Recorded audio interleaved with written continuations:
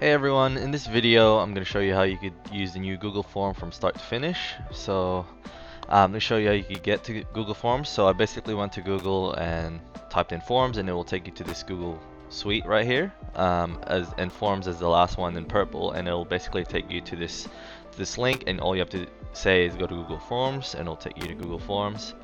And essentially this is what it looks like. So you do have to make sure you're signed into Google. So once you're signed in, you should see this page, and from this page you could use a new document, so blank document, blank form, or you could use some of the templates that are already here.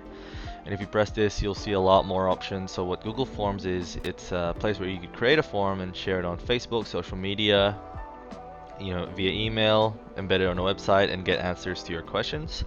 So your questions could be an RSVP or a party invite. That could be a quiz if you're a teacher or an educator. There could be job application, for example, really anything where you could provide a question and you're looking for an answer. So Google Forms is perfect for this, and it comes with Google. And I want to show you how to create one from scratch. So right here, so you go to the blank one. If you don't see one that fits your need on this page, templates, you could just create a new one. Here's a blank one for quizzes, so I'll just do a blank one from scratch. That's the first option, and this is your Google Forms. So if you come here for the first time, it's going to ask you to take a tour, so you can take a tour if you want. But let me show you how to set one up. So the first thing you want to do is create a title. If I want to do a customer survey and see if my customers are happy with my service, and then I can put a description. The first question is are you happy with our service?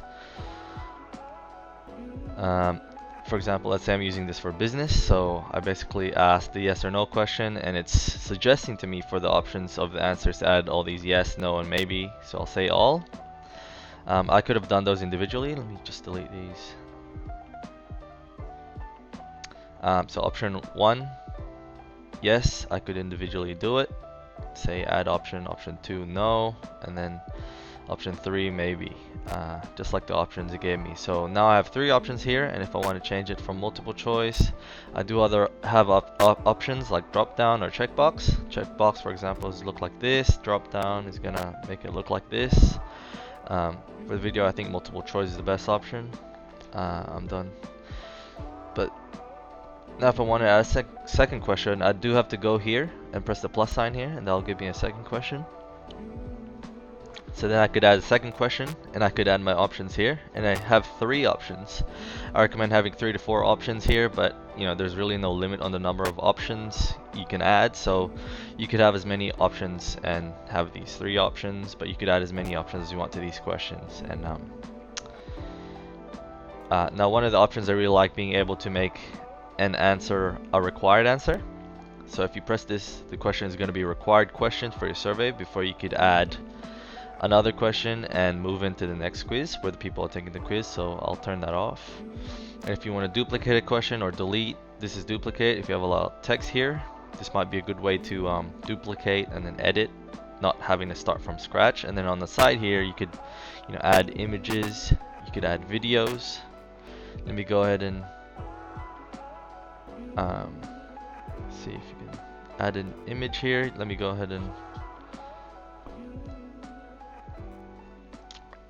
it's gonna go with the question, and I could add a title. I could title that image. I could add a URL, a YouTube video, for example. And the other option is to create another section. So let's say the first part is all about what the customer is thinking about your service, and the second part is all about the improvement. So press that section.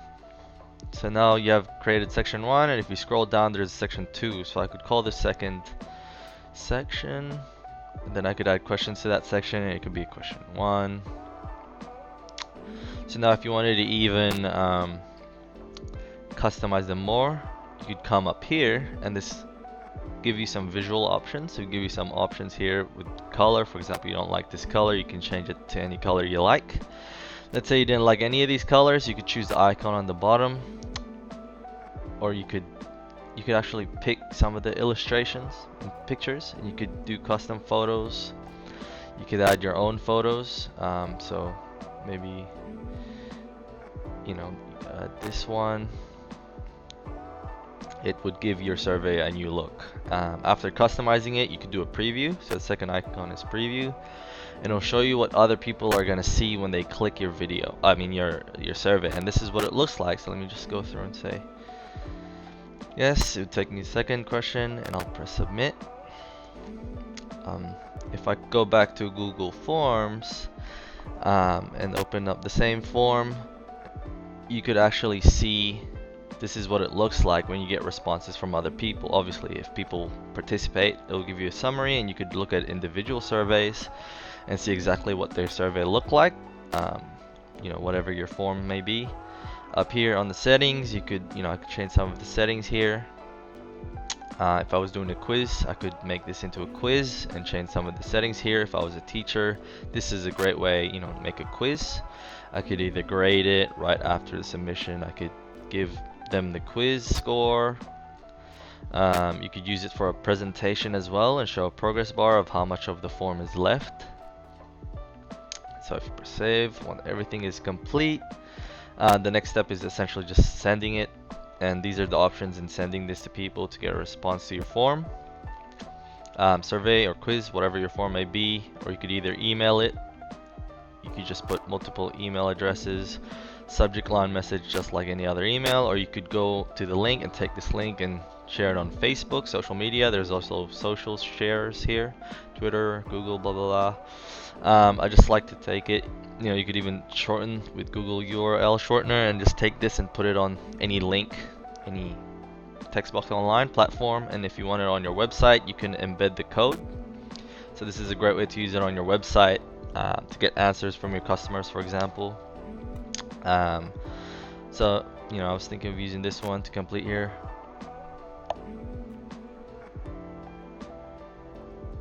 And essentially that's basically how you share Google Documents. So now if I go back to the main page in Google Form, I can see this form, and I could create folders if I had a lot of folders, you know, building up again to make sure. Look at the template, because some of these, like this party invite one here, it's a lot easier to start with a template than starting from scratch. You could easily just move these sections around if you want to. If I wanted this to be number 1, for example, I could move around, edit any of the questions. It's laid out. I could customize just like a blank form would. But yeah, that's essentially it. I'll look forward to the next video.